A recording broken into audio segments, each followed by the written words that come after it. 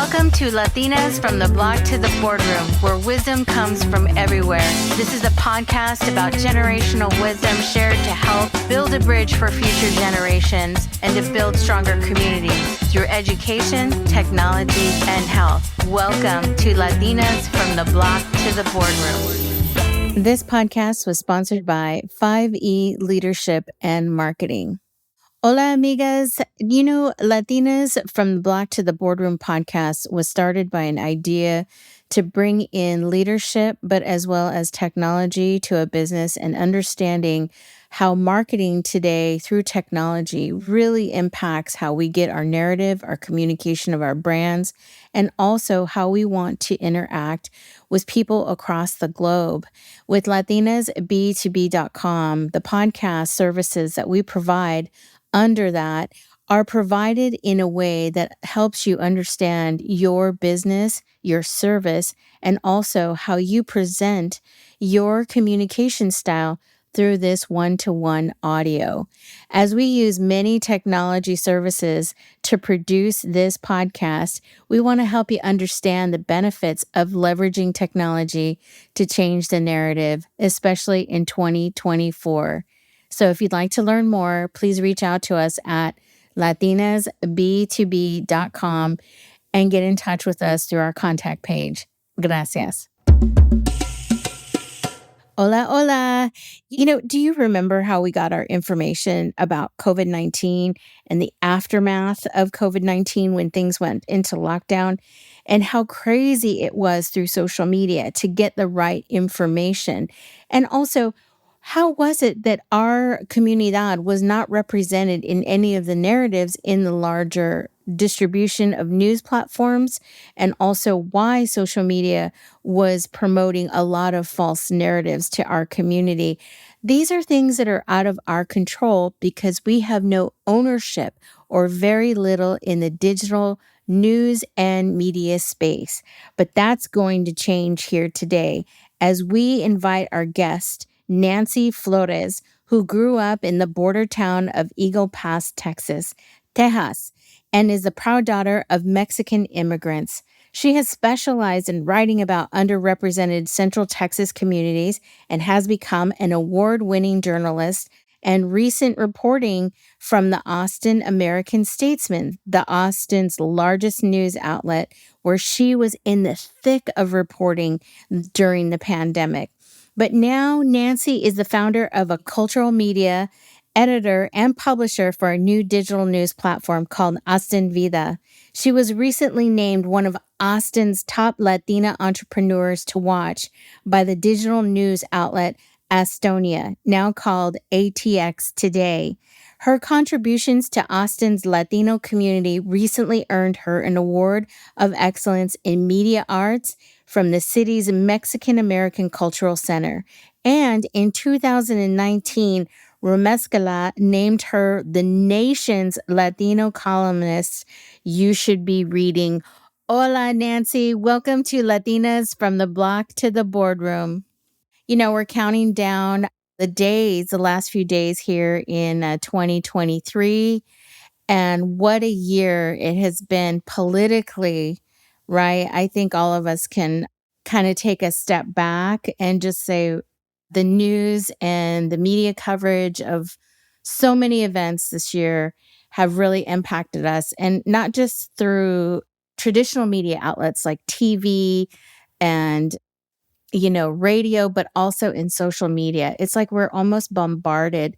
But the narrative, right, is really biased into who owns these media companies, which is why I have you on this podcast today to talk about your community resource around the Latino community in Austin, which is your publication is called Austin Vida, and how you were working at the Statesman in Austin, which is the larger publication there in Texas, in Austin. And we kind of focused a little bit on too much of a narrative that doesn't represent a lot of communities. And that's why I have you here to talk about that. So Welcome, Nancy. That was kind of a long introduction, but I'm so happy to have you on this podcast. Hola, mil gracias. And thank you for your platform of uplifting Latinas. And we sure could use more of it. Oh, yeah. No, there is a definite increase in listenership across the Latino population.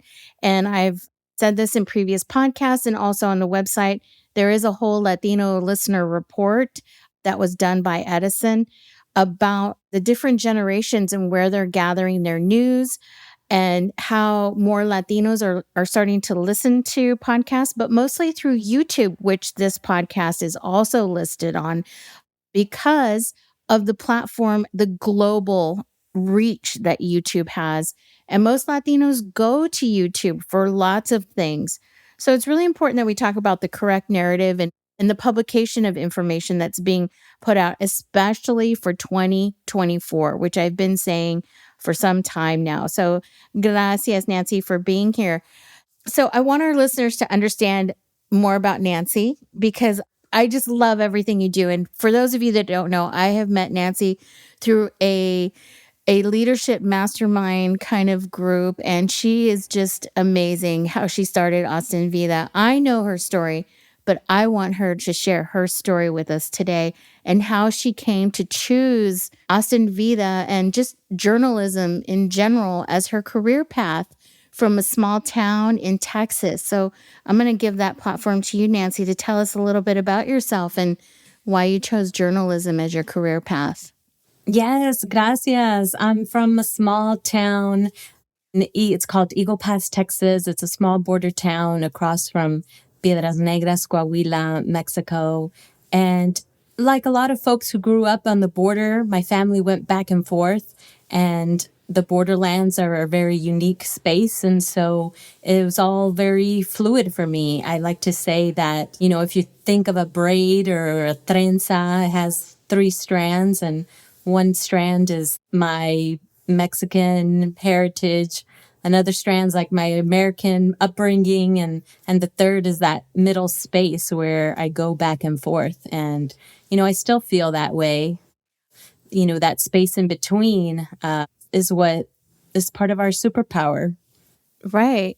The whole history of Tejas in general has such a rich, steeped history of Latinos. And most of us, that don't understand when we say we didn't cross the border crossed us. There's a lot of history in how that formation came. And so I think the border towns there have a lot of history around how they stay connected. I just feel like what you just said is like that there is no border, right? It's like there is no border. It's just that we was put there for us, for a lot of people to have this kind of barrier. And I think we're going to get into today is talking about the barriers of reaching our full potential, but also, how we get there and the information, right, to lead us into, I want to say, more community focused motivation and, changes, right? So tell us, growing up in that border town, was that something you saw that said, I want to become a journalist?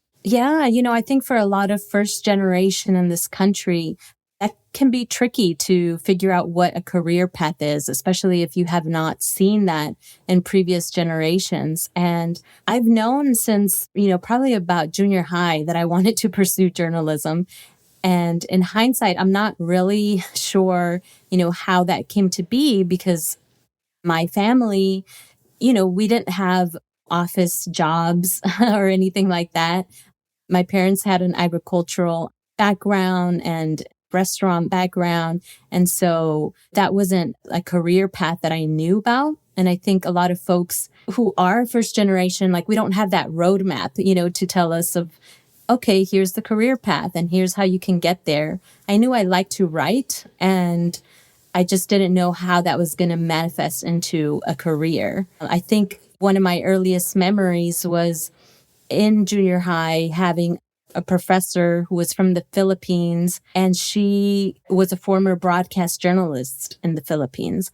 And she would tell us about, some of the stories that she would cover. And she was chaparrita like me, and she was a woman of color, and she spoke Spanish. And I think that was maybe a seed that was planted of like, I'd like to write. Maybe this is a path forward. And seeing someone who I could relate to was big in planting that seed and making me feel like, hey, well, if she did it, maybe I can too. And were stories like an important part of you to like not create stories, but like, hey, I want to write about this? Is that something that you saw? Like, I want to report on my stories in my community so that people know about this place or the school because you saw this other woman, right? She was a chaparita and the story she was telling you, like you said, planting the seed. Was that something that you saw? Like, I'm going to go to college and I'm going to be the next Barbara Walters.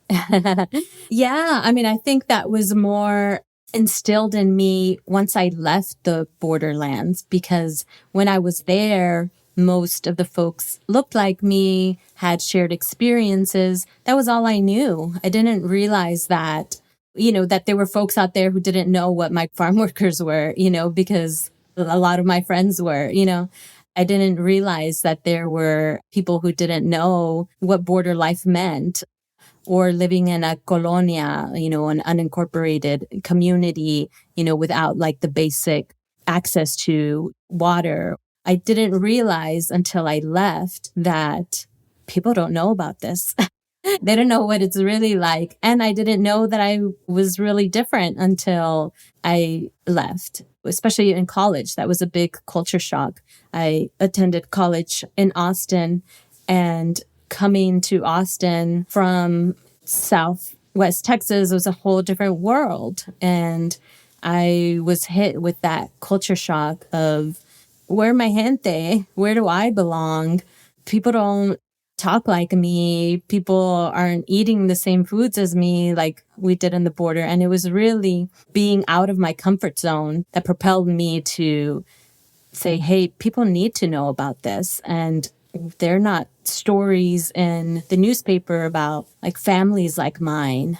One of my first stories as a student journalist in college was about the colonias and the lack of water. And I grew up in a colonia, and that was meaningful to be able to shed light into issues like that from a first person knowledge. What is a colonia? Can you tell us what that is? Because when we talk about borderlands and unincorporated areas, and they're called colonias, and the lack of water, which is, really shocking to me. I mean, we're one of the number one industrial nation, most powerful. And it's just shocking to me that people still don't have running water in the United States.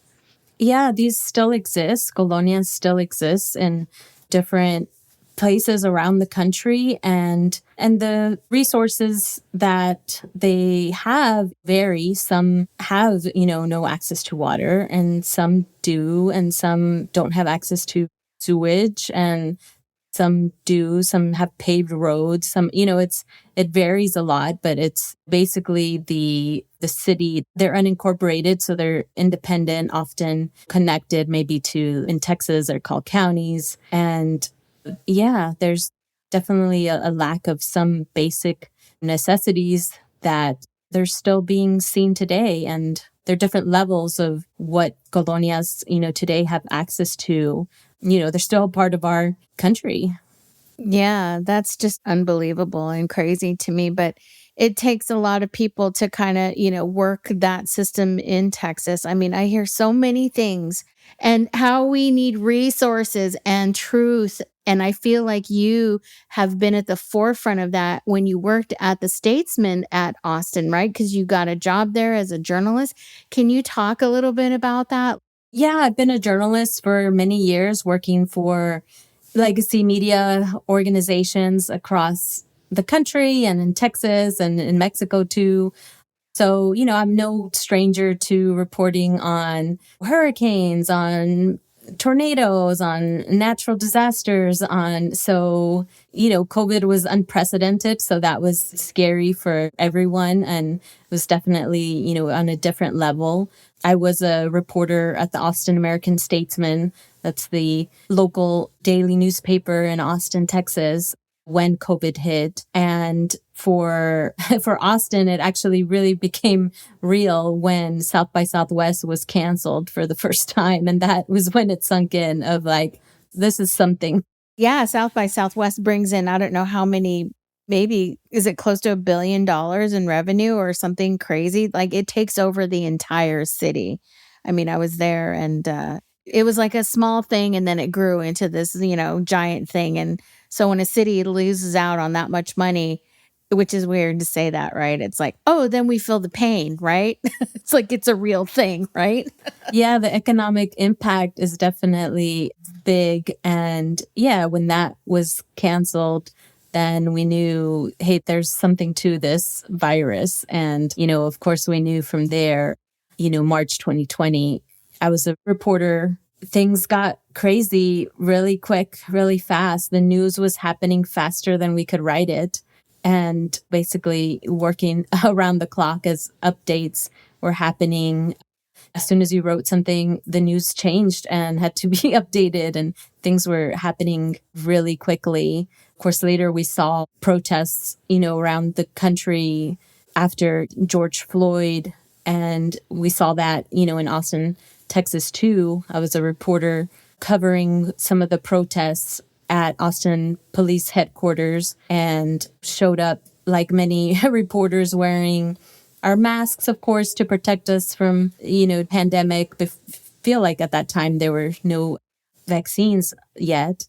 I was wearing a helmet because of the violence that had been happening between protesters and police. There were rubber bullets that were flying. So, we had to protect ourselves from that. And there was also some pepper spray and things like that that were being hurled at the crowds as well. So I was also wearing goggles, a helmet, the mask, and then reporting out there. And it was just like, man.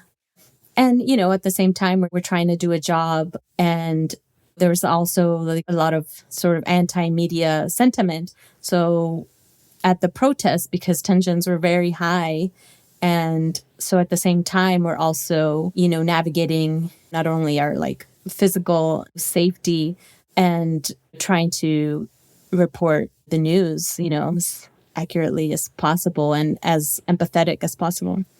I think for journalists today, right, especially when you're covering the big topics, especially around the world, and I see them on TV wearing almost like combat gear, they have to wear vests and helmets and all these things. To report the news is just so amazing to me, and that you have done that, and that it is scary, but you're like, no, I got to report this because it's really important to my community, right? I mean, I think it takes such bravery, and I think that you doing that during COVID, and that's amazing to me, Nancy. That's really powerful. I mean, some people would be like, I'm out, peace, I'm done. I'm Yeah. not I I'm mean, not doing that. I seeing all those, folks come together on the streets, literally demanding for change. It was also inspiring to me on a personal level. At that time, Austin Vida had been this dream of what if I could lead this Latino news and culture site that focused on our gente, and maybe someday, what if, and being out there and seeing people demand change and wanting something different than what was out there really was impactful for me to think on a personal level, how can I step up for my community? And my way of doing that was launching Austin Vida and making sure that there's a platform on the local level that, not just informed and amplified our stories in the stories of our gente, but that they also celebrated the stories of our gente, which was something that I really felt was missing from, my years of reporting. Oh, wow. You and I, we had talked earlier, and we always talk, a lot of us out there, we always talk about being the only one in the room sometimes because of the spaces, right? These large corporations. And when you talk about legacy media, we're talking about the big news corps, that are being owned by, white men. And there aren't very many media outlets that are owned by people of color or even women, right? And so we're starting to see a little surge about that. A lot of women of color coming together, creating their own platforms for media. Just a quick recognition about a few of them, like the Luz Media and Bold Latina. And there's a few of them out there, Latino USA. These are women that said, basta ya. We're going to change the narrative here. We're going to report on our community, right? But those are national, right? They have a global platform. So can you talk to us a little bit about the local news, like why that's important? I mean, national news, yes, is very important around the globe, but why is local news really important, like for you to start Austin Vida? Yeah, what's been happening just, over the past 2 decades in the local news landscape is, we're seeing the news outlets, we're just seeing them shrink. We're seeing layoffs, we're seeing them disappear completely sometimes, which is leading to, what's called news deserts. So you have so many communities without any local news or access to information. And when something like COVID happens, or there's, how do you get the most accurate information from your neighborhood, from your, community? And it's no secret that there's a lack of representation in media, and not only in the coverage, but in the journalists producing the work. And as I've seen, there's also, it's not enough that we bring in diverse journalists, but that we also have these leadership positions, that diverse journalists are not just like at the entry level, but that they're moving up into leadership positions, and that we're also owning the news outlets. And so the future of news, I believe, depends on these new voices, on these diverse voices, on these different lived experiences. And that's not going to happen when everyone at the top looks the same. Oh, absolutely. Yeah, you hit it right on the head, because that's how, you talk about having all these big corporations being homogeneous and, people like them at the top. And this brings in a really interesting subject that I just thought of when you were talking about, the whole Univision debacle that's been happening. I'm sure you're aware of that, right? In how they were supporting the Trump narrative, and, how they're partnered, and all these Latinos that are in media, like Maria Hinojosa, when she came out to talk about the debacle of Univision on, I believe it was MSNBC, saying that this is embarrassing to the Latino community because we are not all, they want to lump us into a narrative, right? Like we all support this candidate. We're going to do one thing. And that is not. And I'm so glad there was a lot of pushback about that. I think, like you said, we want change. We want to see different voices. We want to see the representation. But when we see this type of thing that comes out publicly, I just want to get your opinion. Like, how did you feel about that? Because I was really upset about it. And I'm like, I'm not even full, I want to say Spanish speaking is not even my first language. I'm a third generation. I don't speak very fluent Spanish, but I know a lot about Univision and the programs that they have. And it was just very shocking to me that this is a global network and the stance they were taking as far as media. I mean, I just want to expand upon that. Like, what did you think about that? I mean, I think it goes back to that media ownership. Televisa has a big stake in Univision, and when these powerful players are owning our media, it gets tricky. It gets dangerous. Making sure that we have an accurate and like holistic representation of who we are is important, and the role of independent media, I feel like that's where we're needed. There can't be just like certain powerful voices driving the narrative.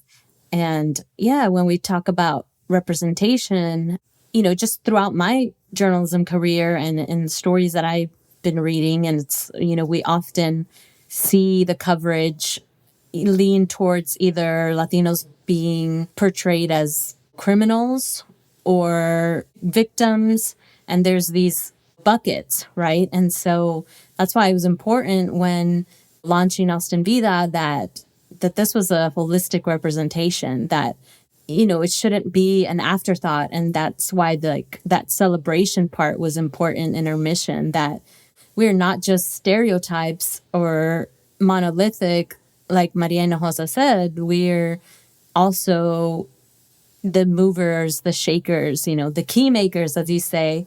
And it's important to highlight, those stories as well.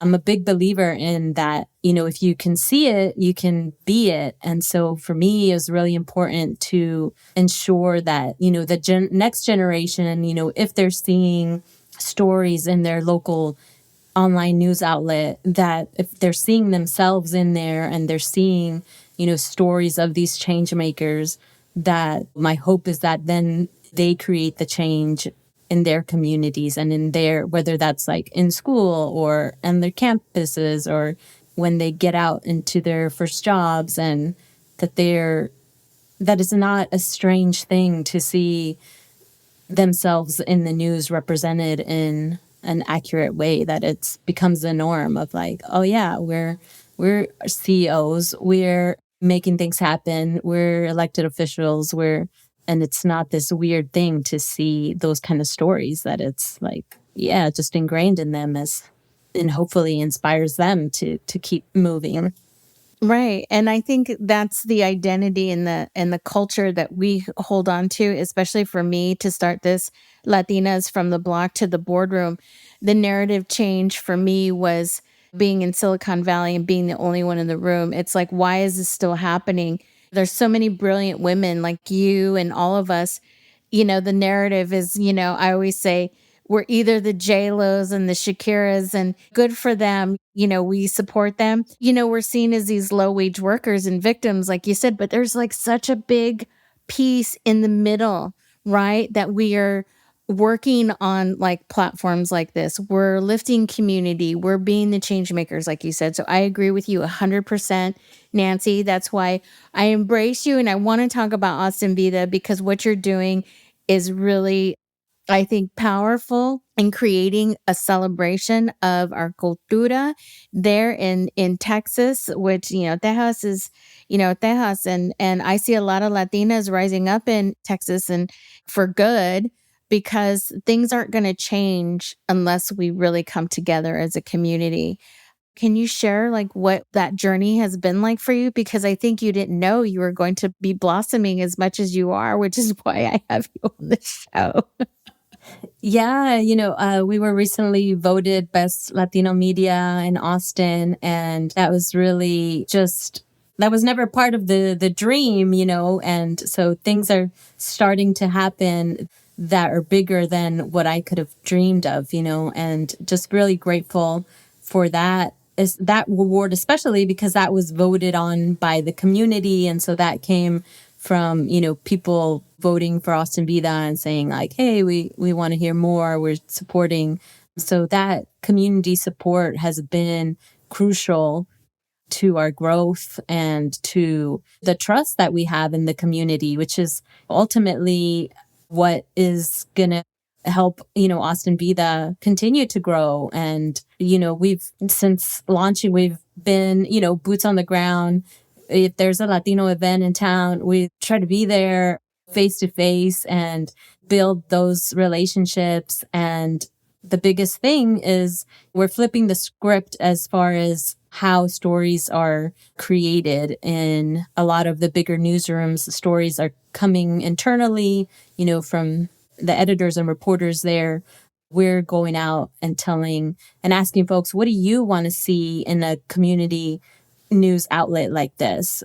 What are some stories that you can't find anywhere else, but you really want to know about? Like, what parts of our cultura are you interested in? All of that feedback is what's shaping, Austin Vida. And it's really, I'm not building this alone. I'm building it alongside the community. And every time I feel like, what did I get myself into of becoming this news entrepreneur? There's always somebody from the community who is like, hey, what's going on with Austin Vida? Orale, let's go. We need you. there's this going on and that going on. And I'm like, oh, okay, here we go. And there's that push of like, go, go, go, because this was something that was needed, you know, and I think that's it has resonated with folks, and people want it to not only exist but succeed. And so that has been just really gratifying to know that that mission resonates with a lot of folks. Yeah, I love it. And I'm just going to say this. I want to plug you like into the South by Southwest community because her publication, when my first South by Southwest, I really wanted to plug in to a lot of the, Latin shows, the platforms, all the things that had our community really involved. And if you don't know South by Southwest, it is the biggest event that takes over the entire town of Austin. So many things to do, and you get to see entrepreneurs, artists, and the Latino community of their art and film and publications and music from around the globe. I mean, it just all lands in Austin, and it can be very overwhelming. I was seriously overwhelmed. But Nancy, because I knew Nancy, and that is like the number one thing she covers every year in her publication, has a guide to all the things happening in that event, that if you didn't know where to find anything regarding community, you could just easily get overwhelmed. But Nancy has it dialed in. So if you're a South by Southwest attendee wanting to know about the films, the music, the events that you should be attending to support Comunidad, Austin Vida is that publication, hands down. I'm just saying that right now. It saved me so much time, and I was so happy to plug into all those events. And they were highly recommended, and just by the community. Also supporting, like, yes, we're all going here. Yes, we're all going here. And here's these, shows you should attend. And you really can get your calendar together if you are an attendee coming from outside of Austin, from the globe, actually, and plugging into Austin Vida. So, Nancy, that's a big shout for you, because I'm telling you, you saved me hours, like trying to put my calendar together for that event. That's all I got to say. Yeah, every month we publish a Cultura guide. And so we curate the best of Latino cultural arts in the city. And while on the surface that may look like, hey, here are all the cool, fun things to do, which we love that. But They are. yeah, Yeah. I often feel that, the heavy lifting that something like that does, and the power behind it, when you see it all together, is that you feel like you belong. And that's what we want, those guides to do, because there's a lot of feedback. And the way those guides came about was hearing that feedback from community saying, hey, we moved here from this city and that city, and we don't know what to do, or like, where are some safe places downtown that we can feel like our authentic selves. And so that's where that guide came from, of like, hey, well, let's curate this Cultura guide and make it easy for folks. But ultimately, when you see it together, that's, the power behind it, of saying, hey, you do belong here. Mm-hmm. Absolutely. And also for advertisers, I think if you're trying to plug into a guide that's going to get a lot of eyeballs for one of these events, especially South by Southwest, I mean, this is an area of replugging into like local publications that have a big reach. And for Nancy, I think that's a big thing for you. Are you doing big brand advertising? Are you looking at that? Or is it strictly just going to be organic?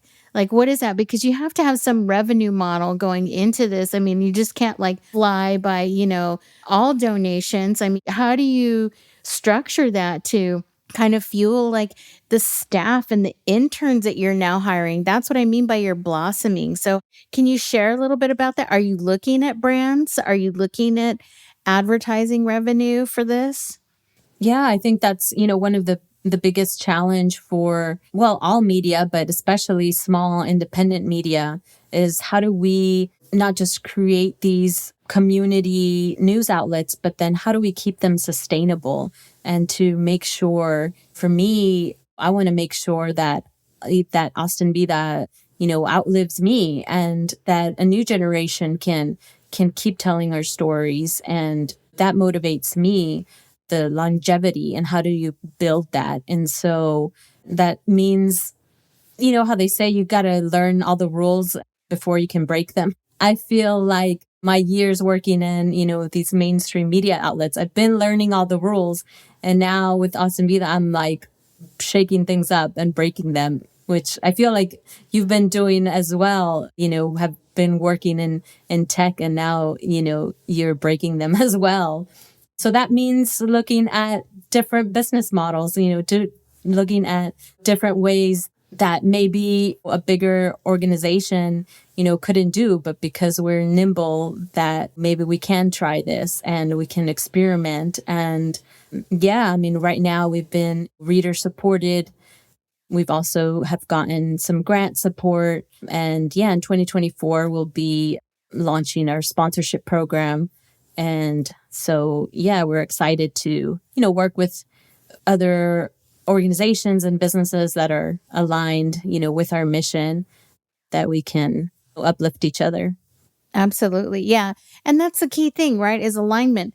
Because I know for me, I've had big brands come to me and I have had to say no because I'm like, they're not aligned to what we're really talking about. And sometimes I've had to make the hard choice, but I'm not saying no to everybody. It just has to be the right fit. And I think a lot of brands are trying to readjust their kind of dollars to say, how risk adverse do we want to be? Because we're missing out on a lot of opportunity. Growth in a community, but also being aligned to the mission is very important. And I think that just goes for anybody wanting to start a business and you're looking at revenue models and business models to really sustain that part. And Nancy, I think you're on the right path. And like you said, you know the rules to break the rules.